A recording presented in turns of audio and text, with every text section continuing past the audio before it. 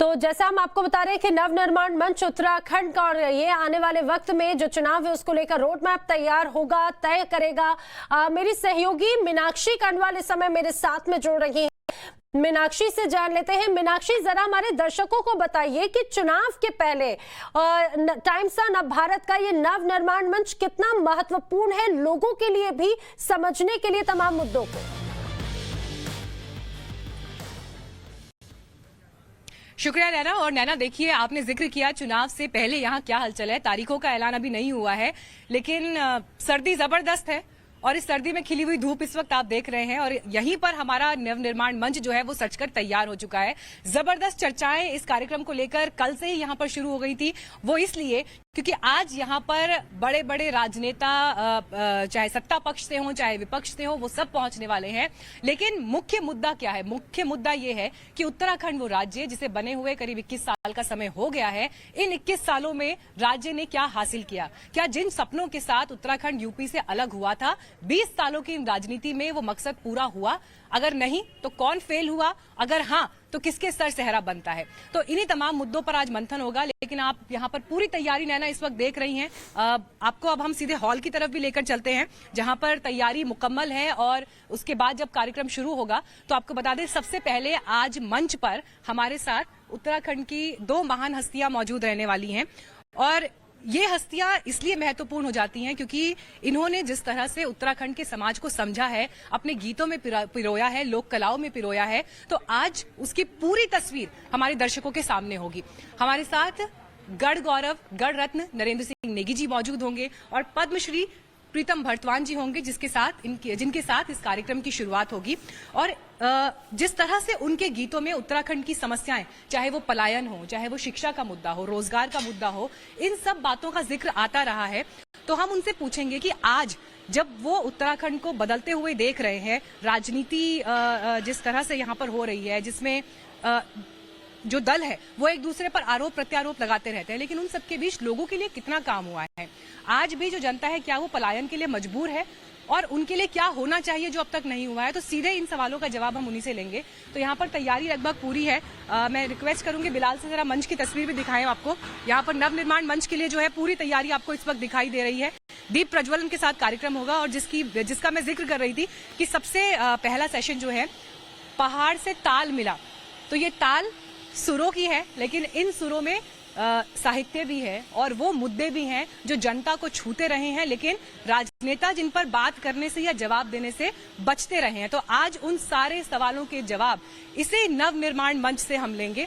और आपको साथ में ये भी बता दें कि आज शाम को 6 बजे मुख्यमंत्री पुष्कर धामी हमारे मंच पर मौजूद होंगे और उनसे उन तमाम मुद्दों पर बात होगी कि बीजेपी ने बेशक जिस तरह से मुख्यमंत्री बदले हैं, जिसको लेकर एक क्रिटिसिज्म का उन्हें सामना करना पड़ा है, लेकिन अपने इस छोटे शॉर्ट पीरियड में भी पुष्कर धामी जी ने राज्य के लिए ऐसा क्या काम किया है जो उनका यूएसपी है और जिसके आधार पर जनता ये तय करेगी कि क्या आगे उन्हें फिर से वो मौका और गद्दी सौंपना चाहते हैं या नहीं। इसके अलावा ऑपोजिशन से हमारे साथ पूर्व मुख्यमंत्री हरीश रावत होंगे, जिनकी लीडरशिप में कांग्रेस यहाँ चुनाव लड़ रही है। सोशल मीडिया पर हरीश रावत जी बड़े एक्टिव इन दिनों दिख रहे हैं। एक से बढ़कर एक कैंपेन्स वो चला रहे हैं। राहुल गांधी की जो हालिया रैली हुई उसमें उन्होंने हैशटैग चलाया राहुल भैजी आला। भैजी गढ़वाली समुदाय में बड़े भाई के लिए या ब्रदर के लिए, भाई के लिए कहा जाता है। तो एक सेंटीमेंट को भाषा के जरिए छूने की कोशिश की, लेकिन वो सेंटीमेंट रैलियों से निकलकर क्या लोगों तक ट्रांसफर हुआ है? तो ये वो सारे मुद्दे होंगे नैना जिन पर आज चर्चा होने वाली है नवनिर्माण मंच में। बिल्कुल। मीनाक्षी, आप खुद पहाड़ से आती हैं, उत्तराखंड से आती हैं। मैं चाहूंगी जरा हमारे दर्शकों को समझाएं भी कि यहाँ के लोग आखिर कैसे इन विषयों को समझेंगे, क्योंकि इस बात को समझना यहाँ बाकी अन्य प्रदेशों के मुकाबले पहाड़ों पे खासतौर से उत्तराखंड के मुद्दे बहुत अलग होते हैं। वहां का लोगों का जीवन शैली या फिर जीने का जो नजरिया है, तरीका है, वो बहुत अलग होता है। अब उनके मुद्दे आखिर किस तरह के हैं, आप जरा हमारे दर्शकों को समझाएं। और मैं चाहूंगी अगर आप वक्त भी बताएं कि कब से इस विशेष चर्चा को हमारे दर्शक देख पाएंगे टाइम्स नव भारत पर। जी नैना, मुद्दों की मैं बात करूंगी, लेकिन उससे पहले ये बता दूं कि 11:45 पर दीप प्रज्वलन के साथ कार्यक्रम की शुरुआत होगी और हमारे साथ यहाँ पर विधानसभा के स्पीकर कर मौजूद होंगे मंच पर। और उसके बाद पहला सेशन 12 बजे से शुरू होगा। हमारे सभी डिजिटल प्लेटफॉर्म्स पर लगातार ये टेलीकास्ट होता रहेगा और इसके अलावा टाइम्स नाउ, नवभारत टेलीविजन पर भी आप लगातार इस कार्यक्रम का कवरेज देखते रहेंगे। अब आपने नैना बात की चुनावी मुद्दों की और उत्तराखंड के समाज की। देखिए, उत्तराखंड यूपी से जब अलग हुआ, साल 2000 में इसका गठन हुआ, उससे पहले एक लंबा आंदोलन चला जिसमें पहाड़ के लोगों ने ये मांग की थी कि पर्वतीय क्षेत्रों के लिए अलग तरह से नीति निर्धारण होना चाहिए, पॉलिसीज बननी चाहिए। और इसमें जो उत्तर प्रदेश की तत्कालीन सत्ताएं थी वो सुविधाएं देने में विफल रही थी। तो इस सपने के साथ उत्तराखंड का गठन हुआ। लेकिन 20 सालों में क्या हुआ? 20 सालों में नैना उत्तराखंड से भारी पलायन हुआ है। लोग रोजगार के लिए, शिक्षा के लिए, अपने बच्चों के लिए बेहतर भविष्य की संभावनाओं के लिए पर्वतीय क्षेत्रों की कठिनाइयों को छोड़कर दिल्ली, उत्तर प्रदेश, महाराष्ट्र, बाकी इलाकों में चलते चले गए।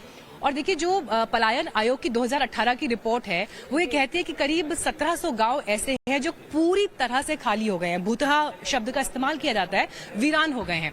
और बड़ी संख्या में ऐसे गांव हैं जहां पर 100 से भी कम लोग रहते हैं। तो इससे आप अंदाजा लगा सकते हैं कि पर्वतीय क्षेत्रों की समस्याएं जस की तस बनी हुई हैं, बल्कि खराब ही रही हैं, खराब ही हुई हैं। और जो तराई वाले क्षेत्र है, जो मैदानी इलाके हैं, हरिद्वार, ऋषिकेश, देहरादून, उधम सिंह नगर, इन सब इलाकों में जो पलायन है पर्वतीय क्षेत्रों से यहाँ हुआ। भी चर्चा होगी और इस मंच के माध्यम से, और इस मंच पे जो लोग शामिल होंगे, जो प्रतिनिधि शामिल होंगे, उनसे जवाब और आगे की तैयारी, रोड मैप भी जरूर पूछा जाएगा।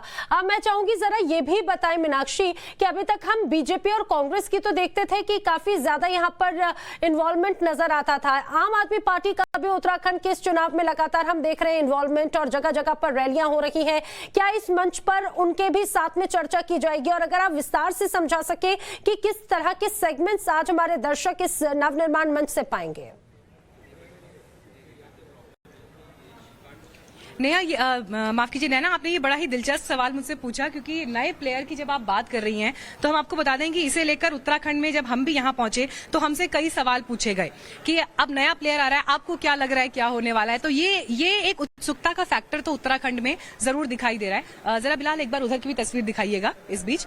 तो ये एक फैक्टर देखिए नैना जरूर दिखाई दे रहा है। लेकिन आज जब हमने ये पूरा कॉन्क्लेव प्लान किया है, नवनिर्माण मंच सजा है, तो हमारे साथ यहाँ पर आम आदमी पार्टी के मुख्यमंत्री पद के उम्मीदवार कर्नल अजय कोठियाल मंच पर मौजूद होंगे और उनसे यही सवाल होंगे कि जब उन्हें सीएम पद का चेहरा बनाया गया है और उनके सहारे पार्टी आगे चुनावी मैदान में उतर रही है, तो कर्नल कोठियाल की चुनौतियां क्या है, उनका फौज का बैकग्राउंड है, केदारनाथ में जो काम उन्होंने किया वो इनका एक बड़ा यूएसपी है। लेकिन ये तमाम बातें आपके प्रोफाइल में दिखाई देती है, लेकिन क्या वो वोटों में तब्दील होती हैं, ये एक बड़ा सवाल होगा।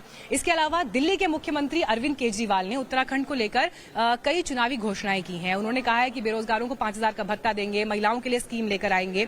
तो हमारे साथ आज यहाँ पर मंच पर मनीष सिसोदिया भी जुड़ेंगे और उनसे हम चर्चा करेंगे कि जो दिल्ली मॉडल आम आदमी पार्टी सरकार का राजधानी दिल्ली में है, उत्तराखंड में क्या वो फिट हो सकता है, कैसे उसे इंप्लीमेंट करेंगे और उनकी चुनौतियां क्या है। इसके अलावा आम आदमी पार्टी के उत्तराखंड के जो इंचार्ज है दिनेश मोहनिया, वो भी पैनल डिस्कशन में मौजूद होंगे हमारे साथ, जिसमें बीजेपी और कांग्रेस से भी मेहमान जुड़ेंगे। और सत्ता का जो ये त्रिकोण है, ये आज का एक अहम सेशन होने वाला है दोपहर 3 बजे, जिसमें मुझे लगता है कि एक बड़ी भीड़ यहाँ भी जुटने वाली है, क्योंकि जब 3 दल आमने सामने बैठेंगे और आम आदमी पार्टी जो खास तौर पर लगातार ये बात कह रही है कि 20 सालों में किसी ने कुछ नहीं किया, केजरीवाल तो यहां तक कह गए कि 20 सालों में उत्तराखंड की जनता को बारी बारी से लूटा गया है, तो फिर उनके पास ऐसा क्या है जो वो आज की तारीख में जनता को प्रॉमिस कर रहे हैं, या उनके पास ऐसा क्या विजन है जिससे उत्तराखंड की सूरत और सीरत जो 20 सालों में नहीं सुधर पाई वो सुधर सकती है। तो ये जो पूरा समीकरण है नैना, ये बहुत इंटरेस्टिंग होने वाला है, क्योंकि 3 दल जब एक साथ मंच पर होंगे तो आप यकीन मानिए तीखे सवाल भी होंगे, आरोप प्रत्यारोप भी होंगे, जवाब भी होंगे, जो हम लेने की जरूर कोशिश करेंगे। बिल्कुल, और ये सब कुछ हमारे दर्शक अब से कुछ देर के बाद में पाएंगे। अपने दर्शकों को बताते चलें कि टाइम्स नवभारत नवनिर्माण मंच उत्तराखंड, इस मंच के माध्यम से आप उत्तराखंड के जो तमाम विषय हैं उन मुद्दों को समझेंगे।